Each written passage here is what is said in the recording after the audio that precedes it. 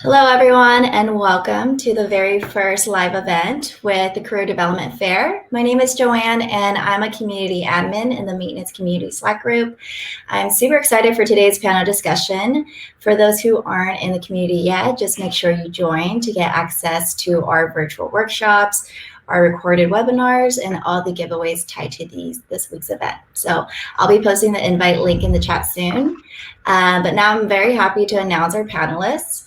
We have John Finney, our industry professional in the manufacturing industry.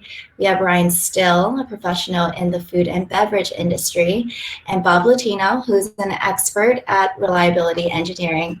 And we'll be discussing tips and tricks on breaking into the industry.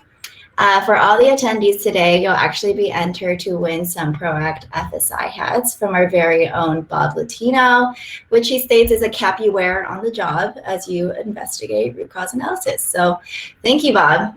We really appreciate it. And so before we hand it off to the panelists, I just have a couple things to note for our attendees. At the right side of your screen, there is a chat box, so you can submit any questions you have throughout the webinar, and we'll try to go over as many questions as we can at the very end. So let's get started. We'll probably go in a roundabout. Let me just stop sharing my screen here.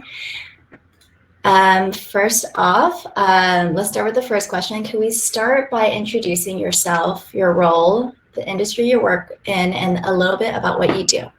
And we can go ahead and start with Bob. Hi, my name is Bob Latino. I'm CEO of a company called Reliability Center Incorporated, about 2 hours south of Washington, D.C. We're approaching our 50th year in the business of reliability engineering in the areas of equipment, process, and human reliability. And I've been in this myself for 36 years. And our forte is the root cause analysis and or the investigation of undesirable outcomes. And you mentioned an industry, but it's really, I kind of think we're more in the business of critical thinking. So it doesn't matter to me what the undesirable outcome is. We work in hospitals, we work in manufacturing, we've worked with the root causes of terrorism. So why things go wrong is what we do. We're in the business of failure. There you go. Awesome. John? Bob, first, I can already tell that you and I drink the same Kool-Aid. So pretty cool. Here we go. So my name is John Feeney. I'm the National Reliability Manager with Rare Earth Pacific. I'm essentially a project manager that oversees the creation and implementation of best practices across our 7 manufacturing sites. We're headquartered in LA. I am based in Atlanta. I've been with Rare Earth for coming up on 10 years. I started as an intern and held roles as a project engineer and plant manager before moving into this job that I currently have. Did I cover everything? I think so. Yeah. And then Ryan, go ahead. Yeah, hi, my name is Ryan Still. I'm the Director of Operations for Curaleaf. Recently came from Brew Doctor, where I was the maintenance and engineering manager. So I've been doing food and beverage for close to 15 years now. And I think like my counterparts, most of what I do is help people solve problems. Root cause analysis, critical thinking, whether I'm leading a team that's very large or a technical team that's very small, it's all the same. It's trying to provide resources for people to solve problems. Cool, awesome. Well, welcome to you all. Our very first question I wanted to ask you all is, what would you say are the most significant characteristics of the industry or business you work in? And, what do you find unique about your career? And we can go in the same order. All right, I'll pick that up. Characteristics, I guess because I'm on the consulting side of this and not within a company, is that, people use us for industrial espionage, is because we're in so many different companies and across the different industries. We get a feel for the pulse of what's going on wherever we're at. Primarily, when I look at the characteristics of the industry I'm in, or the one that I'm trying to create, is we're in the business of trying to have a paradigm shift to move people from reactive to proactive. And even though I use the term RCA and it's consistent with the reactive side, that something has to go wrong, that's not the end all of RCA. You can just as well use RCA proactively as you can reactively. It's just that there's typically no regulatory driver to make you do it, so we don't. And then we become better first responders instead of sitting on the sidelines questioning, well, why am I responding so much and why am I getting so good at it? So I will pass the baton that way. Awesome. And John? Awesome. So, in terms of significant characteristics, so at Rarick Pacific, we're a plastics manufacturer. So we supply crates essentially for the supply chain to be able to ship their goods throughout the United States and internationally. So you would probably recognize some things that Rarick Pacific makes when you're walking through a Costco or through a grocery store, when you see like the crates that the soda bottles are in, or the crates that the eggs are in inside the cooler. We make all of those things. We integrate them with RFID technology so that our customers can track their assets out in the float. So one of the things that makes the nature of my work somewhat unique is that it's really, I think, very just typical of the manufacturing environment where we are customer focused and sales driven. So we need to be able to maintain our equipment to the right level of availability so that we can respond adequately to customer demands that are not always forecasted the way that we would like them to be. I would love to be able to say that, hey, we need to be able to start this machine up next Tuesday to put a different mold in, but sometimes that doesn't happen until Tuesday morning or Monday night, and we need to make sure that we have the equipment available and the resources available and the right plan in place to be able to standardize that work and get that work done as quickly, safely, and efficiently as possible. Super cool. And Ryan, do you have anything to go on top of that? Yeah, I mean, I think my experience is probably fairly similar to John's. At the end of the day, our customers don't care why our machine broke down. They care if they don't have the food or the drink that they're looking for. So planning out maintenance, making sure things are kitted ahead of time, taking advantage of natural ebbs and flows in the production schedule is pretty essential. I found that we try to plan our maintenance as much as possible, but then end up having to be very opportunistic with how we actually implement PMs and service checks. So I'd say a lot of it goes into the planning process. The more that we can plan ahead of time, the more we can have our spare parts ready, kitted, ready to go, and we can just deploy whenever we have the opportunity. That's been one of the keys to our success. I've got a pretty funny quote, Ryan, that you just reminded me of that I've been saying a lot lately. I think it's from Eisenhower, and he stated that plans are useless, but planning is indispensable. Yeah, that's good. You have to have a plan built in so that you can audible off of something to encounter whatever sort of resistance that you have. Exactly what you're talking about. Yeah, right. That's awesome. Well, I guess on to our next question is, what advice would you give to somebody who is just starting out in the maintenance and reliability space in your respective industry? If that, I'm sure there's a lot of things that overlap, but what is some advice you would give to someone who's just starting out? Same order, Joe? Go ahead. Any order, yeah, whoever would want to go first. Well, Robert, Robert, you take this one, then Ryan, you get to go first. All right, cool. I'll jump in. I probably see the world too black and white in this, but I think that a key skill is what all three of us are here to talk about. I think that if you're a good problem solver, you'll be indispensable and you can work anywhere. Because think about if you're a great problem solver, is that, you know, they want to keep you and other people want you because you're saving the company money. You have experience that they don't want to walk out that door. Because, you know, in my generation now, everybody's worried about the baby boomers as they're coming through and they're all retiring. That's a problem that every company that we're talking to out here is going to have, because all of that institutional knowledge is in their head. It hasn't been captured to the point that we're going to be able to pass that on to other people.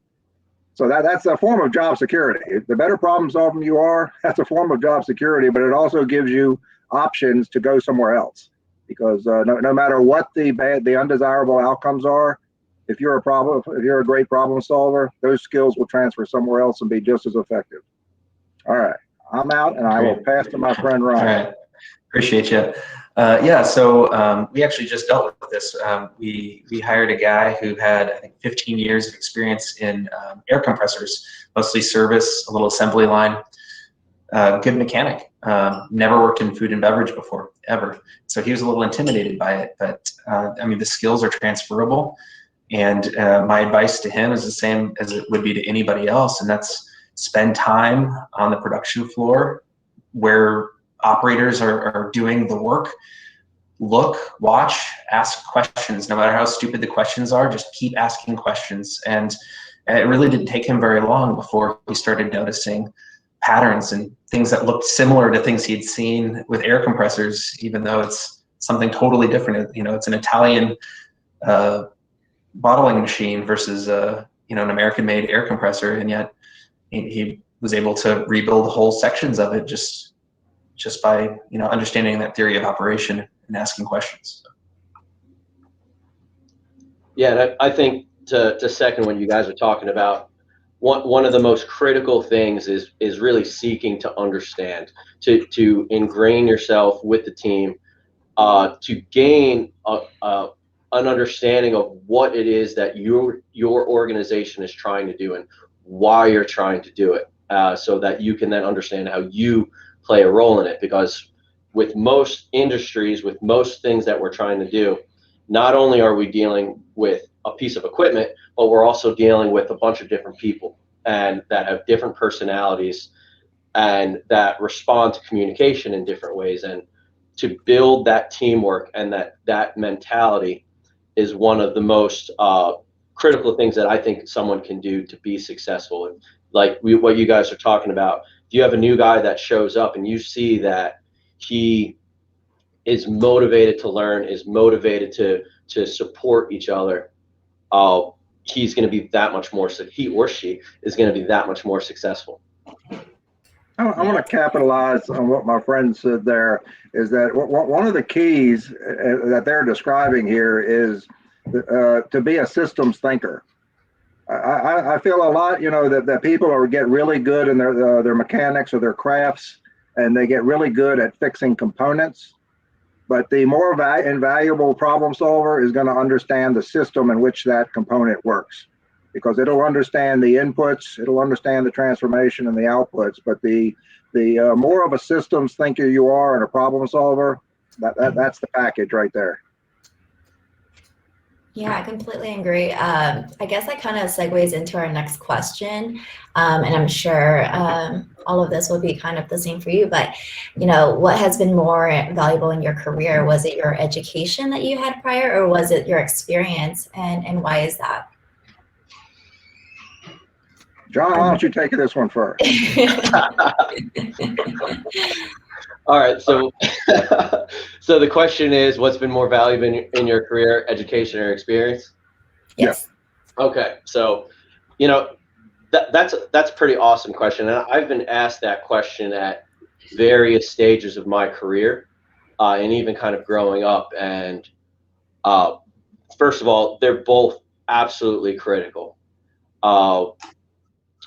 I think as you grow through each stage of your career, you encounter opportunities or situations where one is maybe more critical than the other. And the reason why I say that is without the the piece of what I call like sharpening your saw. If you think of Stephen Covey, if you're never doing anything to push the way that you think or operate, which is basically like what Bob's like business model is all about, getting people to think differently and realize that there's a different way to do things. If you don't even have awareness of it, you don't even know what you don't know. And if you're not seeking that growth or seeking that perspective outside of your daily work, you're going to plateau instead of, or your growth is going to be much slower. As opposed to if you're only relying on your experience. So experience is definitely critical, but they really go hand in hand with each other. Yeah, I completely agree with you, John. I went the college route and then developed a bunch of experience in the field, and then back to college, and then back to the field, and then coursework and things like that since then, certifications. And I'll say I would not be anywhere close to where I am in my career. I would not be as satisfied with it. I would not be as effective if I didn't have a nice balance between all of those things, and what that looks like is different for everybody, right? But for me, the formal education and the on-the-job experience, I need both. Probably from my standpoint, because I've got the seniority here, I probably didn't pay as much attention in college or remember it. Is that by far it's the experience for me is because I've just had the greatest perk of my job is having gone around the world in various different places. I said, we work from steel mills to paper mills to refineries, into why the root causes of terrorism. I deal with the local school systems and the root causes of bullying. To me, it's the experience of being able to apply a structured, disciplined way of thinking through why anything goes wrong. That's what sticks with me. Is that I to be quite honest, I wasn't taught that in school, and I don't think that in a lot of the physical science curriculums that we have enough of that. I'm trying myself. It's a personal vendetta, not a vendetta for me.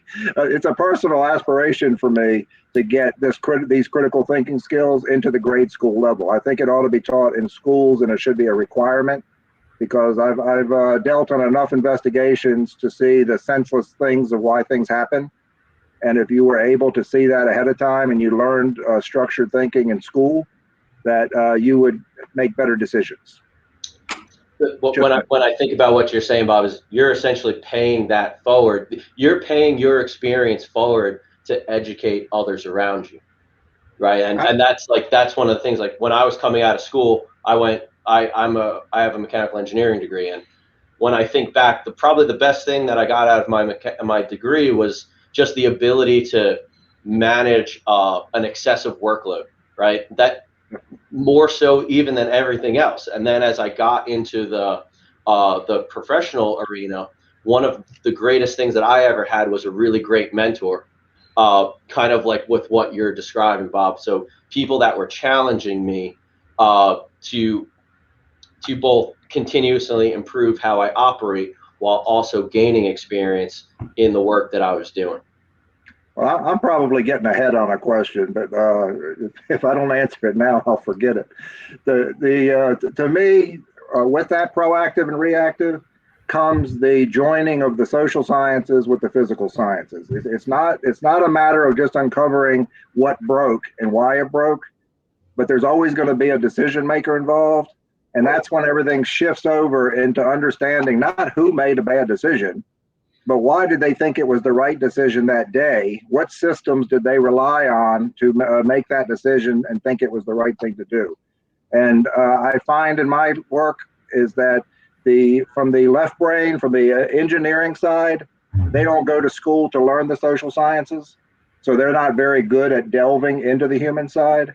But conversely, on the human side, the social science safety type of folks, they're not well versed in the physics of failure either. So there has to be a merging of these, and the best analysts for me that we train are going to be the ones well rounded in both the physical and social sciences. Yeah, those are some really great points. And I guess that kind of comes into, I guess within your respective role or your business, what are some of the strategies that like keep it competitive? How do you ensure that your employees accept and apply these new practices in order to kind of maintain a competitive advantage? And we can start off with Ryan. Sure. Okay. Yeah. I mean, I think it's trying to balance good, strict process controls, metrics, KPIs, things like that, so that we know what the score is. We know if we're ahead in the game or behind in the game, and then just knowing that all of this stuff means something and the process is important, but also again applying it in a way that is humane and that's relatable to people, because we have folks on the floor that are engineers. We have people on the floor that are fresh out of high school, right? So there's a big gap in experience, and yet we're all playing on the same team. So having strict KPIs, metrics that everybody can see, red, yellow, green, it lets us know how we're doing. And then communicating out idea changes well ahead of time. What's our vision? Where do we want to be in the future? What are our sticking points? What metrics do we think will help show that we're getting there? And then managing that over the time. People feel it when you're winning. People feel it when you're ahead in the game. They feel when you're behind too. And so I think having a scoreboard that's realistic, that shows what the actual state is on the production floor, and having that convincing argument. All right, this is going to get us from here to here. Measuring it, showing it, building that trust. I think that all plays into it. To Robert's point, you got to have the process side and the people side. Yeah, just to expand on that a little bit as well. I think one of the big impacts that I've had on my organization is I've strove and worked really hard to break down some of the operational silos that we've had within our organization. So with plastics, obviously, a huge cost driver is reducing cost of materials, right? So using recycled material or using off-spec material. However, there's a cost of doing that that's not always measured, to your exact point, Ryan. And a lot of times those downstream effects rise to the surface with reactive issues or increased wear and things of that nature. And that's been a huge piece that I think has really helped our organization grow to the next level over this past year, is that I and we have been able to expand what we've got our toe dipped in as a reliability team to break down those operational silos. I think we got to be able to throw people a rope and give them the latitude to be creative and innovative. And that when they're doing things, my whole shtick, you can tell right now, is the RCA side and whatever you want to call it. But I think that they have to be given the latitude to fail. I know you've heard the term psychological safety, is that they have to be also given the latitude to say that they failed, and to be encouraged to be open about what they see, to be able to improve in their work environment without thinking that it's going to be career limiting. I think that people should focus on results, and that when you're going to go ahead and have a team resolve something, that celebrate the successes. I think that there should be ways of encouraging the proactive side of that. Right now, if you're in the business of reliability and you believe it's a tomorrow activity and your job is to prevent stuff from happening, is that, what are the incentives to prevent something? I mean, we're in a thankless field. I mean, our success for us is by stuff not happening. How sexy is that? and it's impossible. It's so difficult to show to an upper level manager the savings associated with cost avoidance, right? Because it's like, hey, this didn't break. And then it's so easy to be like, well, did you get lucky, or is it because of what it is that you're doing? And it's not that easy. My workaround for that with our clients and our analysts is that it's very hard to prove when something didn't happen, when you're only analyzing triggered events, which means that you've lost, somebody's hurt, you've had an excursion, or you've lost a lot of money. Because say it was a 1 in 5 year type of failure, you have to wait 5 years to see if it happens again. But I'm going to tell you where your lunch is being eaten is on that chronic stuff that's built into as a cost of doing business, and they're hidden in plain sight. They're not even in your recording systems because people get tired of reporting them and nobody doing anything about them. Those type of chronic failures are way more expensive when you aggregate them on an annual basis than any of those singular events. Do I have time to say one example of that we can all relate to? Yeah, go for it. Okay, well, this was in a case study that I was able to publish in the last book, that we all go to the hospital. I deal a lot with hospitals. And you go to the emergency room and they take your blood, right? And in hospitals, they call this redraws, is that for whatever reason, they have to redraw your blood, whether they didn't hit it the first time, whether the lab messed it up, whether it was delayed, whatever the cause may be. Now, on its individual occurrence, I was dealing with accounting on this case, and this takes into account real estate for the time in the ER, labor costs of the people that do this stuff, and the gauze and the syringe and all that. Okay, so take that all into account. And on average, when these redraws happen, it's $300. Nobody cares. Nobody thinks twice about having to take a redraw because on its individual occurrence, nobody cares. You know how many times a year at this hospital that was happening? 10,000 times a year. Now it's a $3 million problem. Now your CFO will raise their brow and take an interest as opposed to the singular 300. Is it written in any line item on any of your financial statements? Hell no, it's not. It's not on your income statements or your balance sheet or anything like that. But it is now it's deemed a cost of doing business because nobody sees it as a failure anymore. It's just my turn to do the task. And I know my friends John and Ryan here know that the guys on the floor, all the power, they know where this stuff is. Product changeover. What you're describing right now is what became our wildly important goal when I was running the Atlanta plant, is standardizing product changeover, because exactly what you said. We would do a color change or a customer change maybe 10 times a day, and each of those events would be between 1 and 3 hours, making 50 scrap parts. But to your exact point, if you do that 10 times a day over the course of the year, that's a massive amount of downtime and scrap being created. And we realized if we began measuring our success with this, hey, we could actually do this in 35 minutes and with 10 scrap parts or less. And that was one of the things that helped us improve our production efficiency from 82 to 91% for the whole plant, which was pretty awesome. Exactly what you're talking about. I think anybody with conveying systems, whether it's an internal, like food and beverage has a lot of conveying systems, as well as you go to mining and open pit mining, and you look at the number of 5-minute trips on conveyors, and how much that can hurt, and bottling jams and things like that. You calculate that. Don't calculate it on a bad actors list. A bad actors list is a short-term list that looks at right now, this week. You go ahead and pull that lens out and you look at a year, it'll be a completely different picture. I'm jumping off my soapbox again. I'm sorry.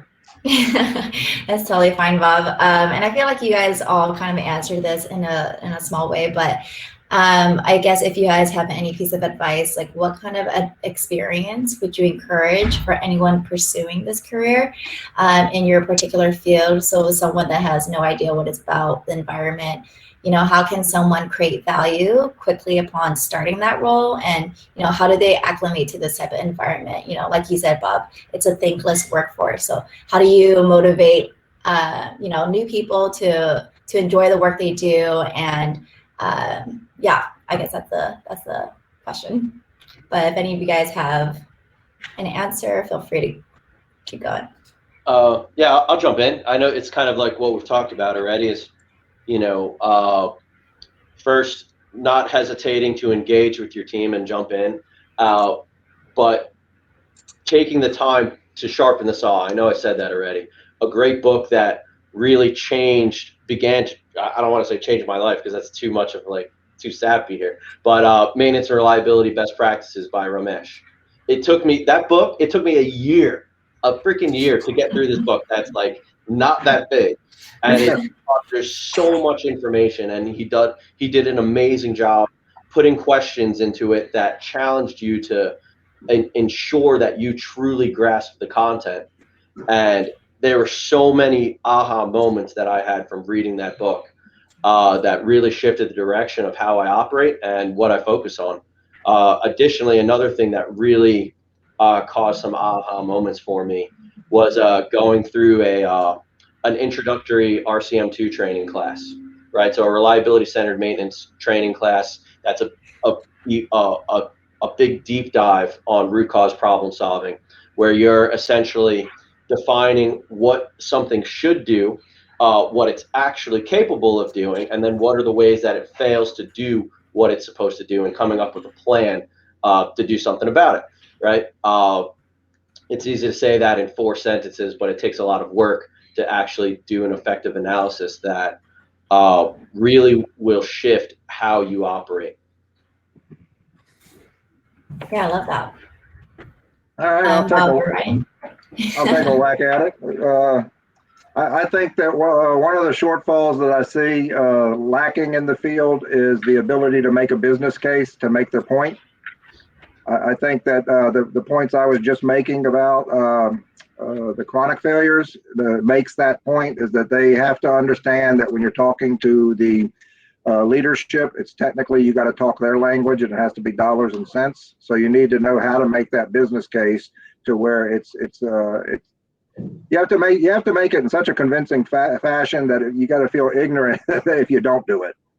So I think that needing to make a business case is a big deal, and you got to have some resilience because you're going against the grain. If you're in reliability, you're going against the typical grain of that struggle between proaction and reaction.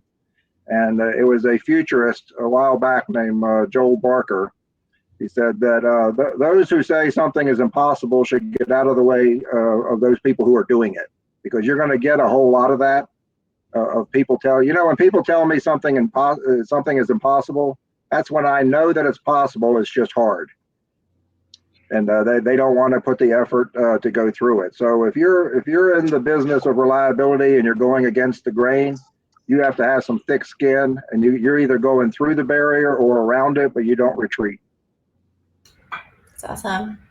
Yeah, I think those are all great points. I mean, I found that people that are successful in this industry are very service-minded. You know, they're there to help people around them, and I think the people that are really successful at managing teams or leading change really do focus on advocating for what they know is needs to be done, and making that case. I had one guy that worked for me, and he's moving up in his career now, but for a while it was a very passive, like, oh, I'll just do whatever you guys need. It's like, no, you know what needs to get done. You're smart, you're capable. So I would say, believe that gut instinct, believe that, you do know what's right, and advocate for yourself and the actions that need to be done. And I would say the other thing that I've seen really help people is when people are looking to advance their career, whether it's managing teams or getting in more specific engineering roles, it's that they're planning for it. They take a look at, where am I right now? Where do I want to be? What makes me happy? And what do I need to learn to bridge the gap, whether it's reading a book or attending a class or working on a project. Those are the things that help bridge that gap. I think sitting back, whether it's doing something to have an impact on the business or it's advancing your career, either way, you need to have some idea, some plan, some roadmap on how to get from A to B. If you're sitting back and waiting passively for somebody to recognize your great idea or your high achievement, you're wishing in one hand. So I would recommend planning and executing. Yeah, those are awesome. That's great advice. I know we have like one more question left, but I didn't want to switch it up, and I kind of wanted to end it with, what's one takeaway you want attendees to know about the industry you work in, and what impact or value does it have? And so we could just start from there, and then after that, we can field questions with the attendees. Let's see. Which one was this, Joanne? This is a bonus question that I came and okay. All right. Bonus question. Off script. Time to start thinking. For me, it's just the issue of the transferable skills. Is that you're in charge of what value you are to who. So you can go anywhere with those transferable skills. I've dedicated, I say I dedicated my life to this one to defeat the paradigm is we never seem to have the time and budget to do things right, but we always seem to have the time and budget to do them again.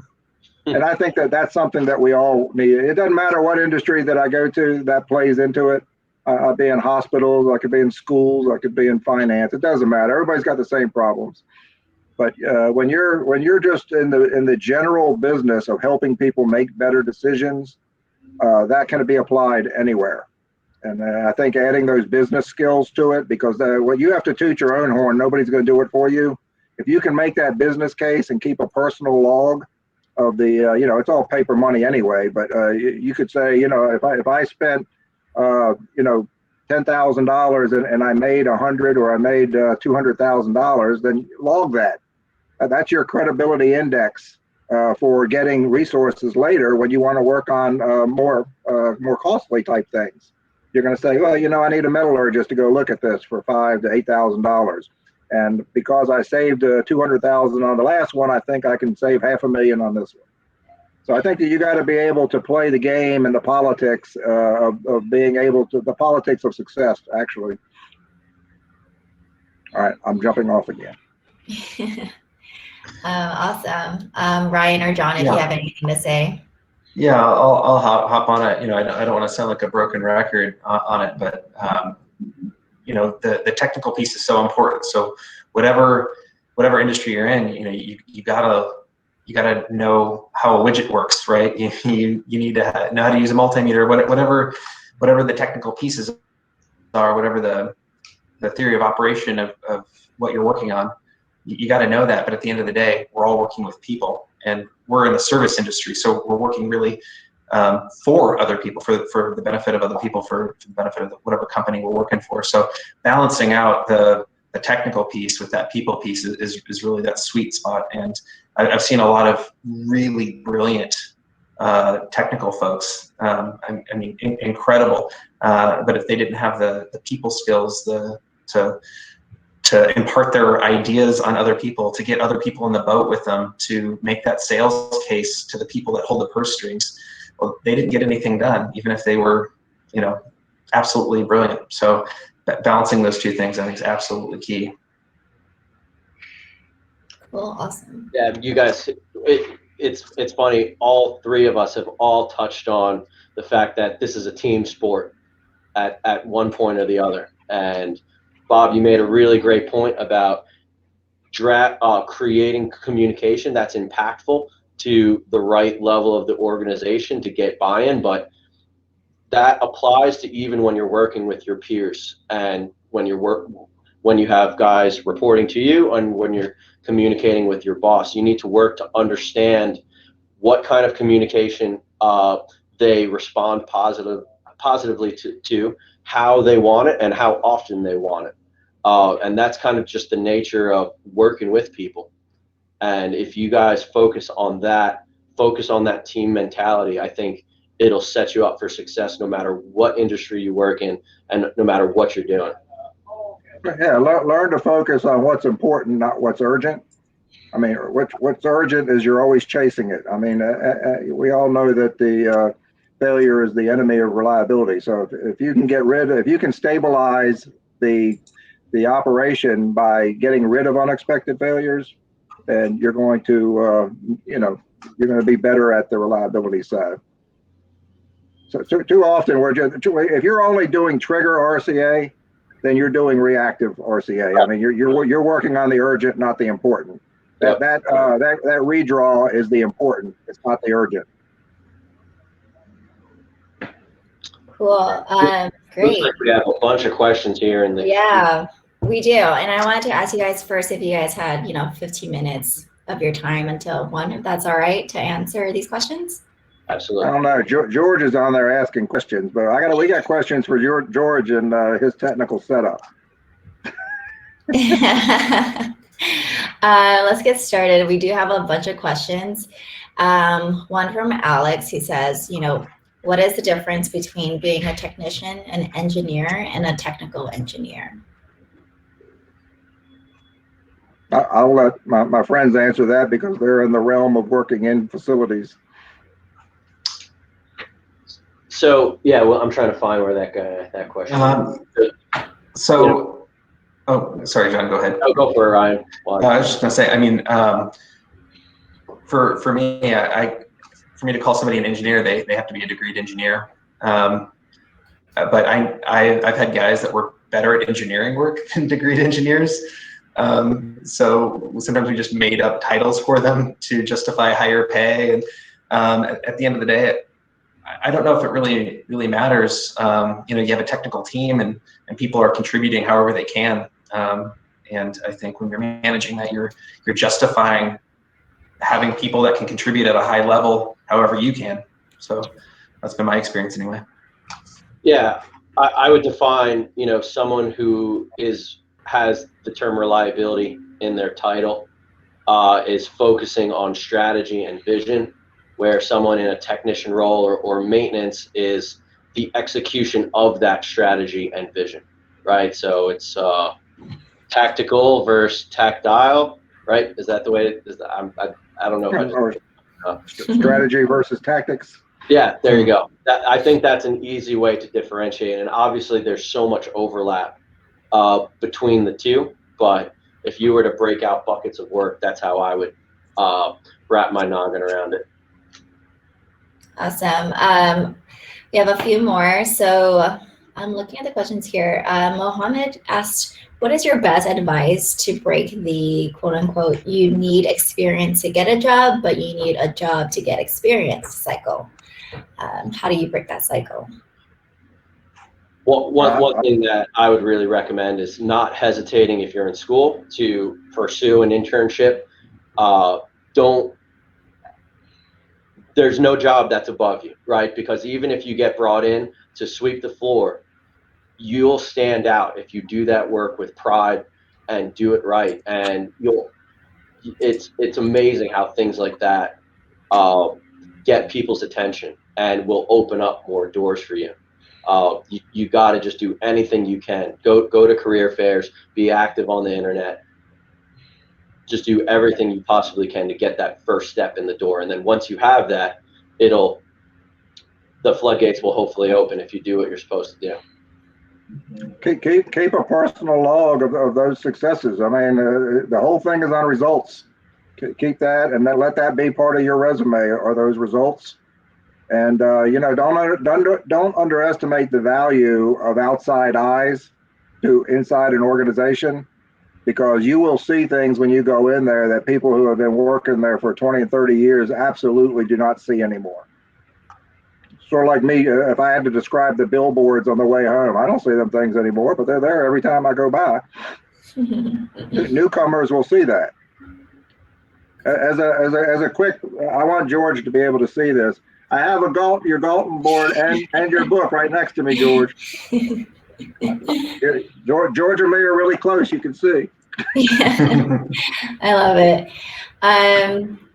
Another question was, what are the tools you use most on your job, and what tools do you use to forecast failures? Sometimes things are hidden, so how do you forecast these problems? Can I? Yeah. You guys want to take a shot? You already gave a really great example, Bob, about the importance of collecting information objectively on a daily basis. It's my organization right now is going through a little bit of a shift in terms of trying to agree upon the right cadence of logging our issues at a management level. And it supports your comments exactly, Bob, about the importance of measuring daily. Are we being successful? And by Paretoing that information over a reasonable amount of time to truly understand what's eating our lunch.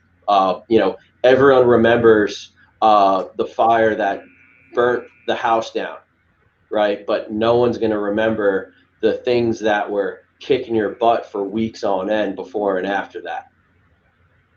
I think this is a way to save a couple million really quick, is that you already know what's being given to you from the triggers. I mean, those are going to happen whether you like it or not, because those are the things that the suits show up at. I call this an opportunity analysis. Do a query in your CMMS system, and do the query based on frequency times the sum of the impacts, and use these three as your impacts: the labor attached to the getting back up, the materials that you had to repair, and the lost downtime. Add those up, multiply them by how often that happens a year, and that's all under the radar of a trigger. And then do a Pareto cut of that list, and do RCA on the 20% that are causing 80% of the losses. If you really get really good at that level, move on to the advanced, and then go into your risk analysis and your FMEAs that some of you have to do per the regulations. But if you do an FMEAs, why are we just directing our efforts at looking at consequences of failure? Why don't we deal with the risk? There's no reason you can't do a Pareto cut of your FMEAs that you're doing on an annualized basis, and then that's the only difference between that and what I just told you, is that those 20% of the failure modes account for 80% of your risk. There's no reason you can't do an RCA on why there's unacceptable risk. Same thought process follows. You're just capturing it at a risk standpoint, not a consequence. That'll be $2 million a piece that you save. I only want 10%, so that's a good deal, right? You are a consultant, aren't you? The two tools that I have found work consistently in any application, any kind of operation that I've been a part of, are daily management system and leader standard work. Daily management system is all about looking at KPIs. I want in-process metrics as much as possible, maybe with a couple outcome metrics. Looking at them with mechanics, management team, all together, same time, quality's there. Whoever needs to be a part of it, we're looking at it every day, and we're triggering follow-up action items, root cause analysis on anything that meets certain criteria. It could be a big thing, like we missed the mark on production number or had a safety incident, but could also be something small that we're seeing repeated. That's where those in-process metrics really come in handy. We'll keep a whole tally of these things that might be flying under the radar, so we can see that impact. The other one's a leader standard work. I have a checklist with an audit. Anybody that works with me has some level of audit walkthrough where they're formally walking through and they're looking at the same things day in and day out. They're checking the temperature on this motor, the pressure on this line, and you look at the same things every day over and over and over again, and then you start to notice what's working that I can take off the list. That's never a problem. What are these little things that are popping up every day that I might not notice if I wasn't looking at it? So those are the two tools I would advocate for. Cool. We have a question from George. He says, how do operational losses, which make up much more downtime than equipment failures, play into reliability and maintenance? How can maintenance improve operational performance?